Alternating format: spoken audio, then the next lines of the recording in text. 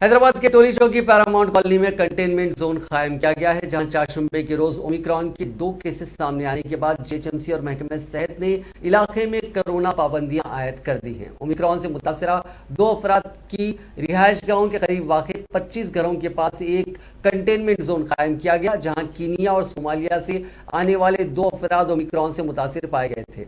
ये दोनों उसी इलाके में रहते हैं।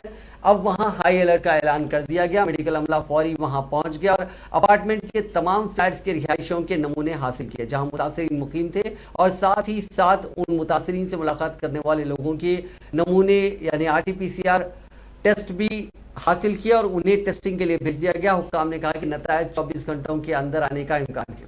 जुमेरात को मेडिकल एंड हेल्थ डिपार्टमेंट की 10 से 15 टीमें मैदान में उतर गई। आज कॉलोनी में मजीद टेस्ट किए जाएंगे। चारशंबे को पूरी कॉलोनी में जरासीम कुश महलूल का स्प्रे किया गया। मुतासरीन के करीब रहने वाले लोगों को घरों में अलग थलग रहने का मशवरा दिया गया।